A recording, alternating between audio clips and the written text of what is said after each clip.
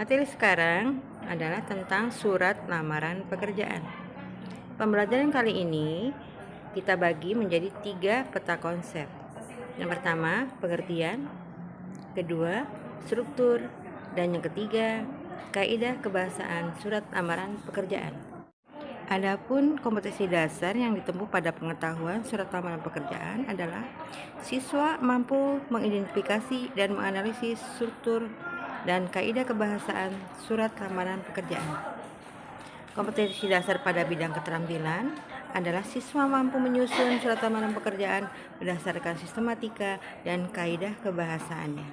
Kita mulai konsep yang pertama. Konsep yang pertama adalah pengertian surat lamaran pekerjaan.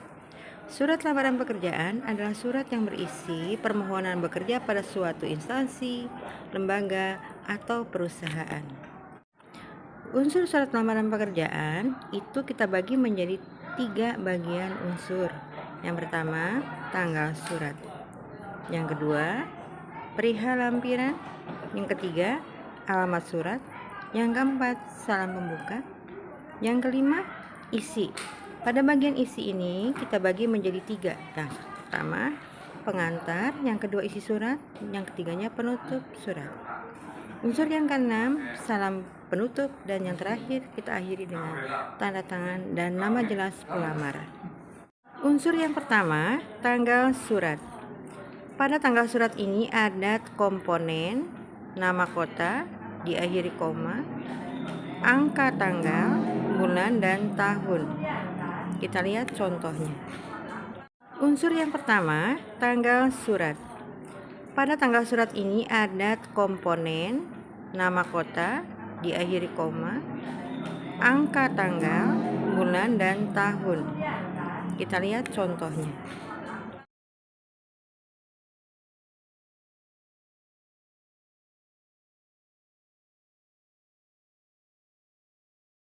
Unsur yang kedua, perihal, dan yang keduanya di bawah perihal itu lampiran.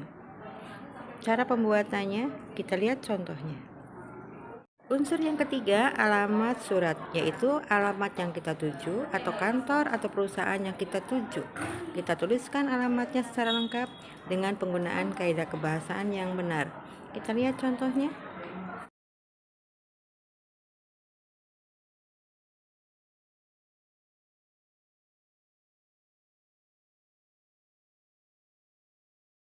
Dengan hormat dan diakhiri koma. Kita lanjutkan. Unsur yang kelima, isi surat. Bagian pertama, pengantar surat. Pengantar surat kita awali dengan ada 3 cara pengawalan. Yang pertama, berdasarkan inisiatif sendiri. Kita lihat contohnya. Contoh yang kedua, diawali dengan informasi dari iklan di surat kabar. Contoh kalimatnya, berdasarkan informasi dari surat kabar atau harian Kompas tertanggal, diberitahukan bahwasanya perusahaan yang Bapak Ibu pimpin membutuhkan beberapa posisi jabatan pekerjaan di perusahaan yang Bapak Ibu pimpin. Kita lihat contohnya. Contoh yang lainnya yaitu berdasarkan informasi dari internet.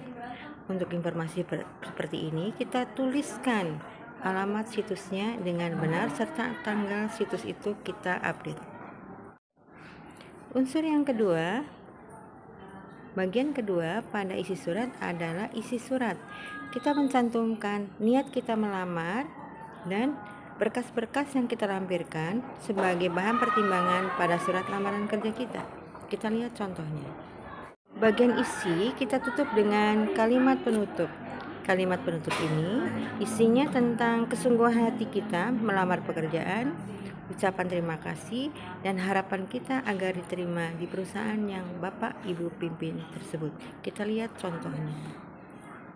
Bagian ke-6 dan ke-7, yang ke-6 itu salam penutup.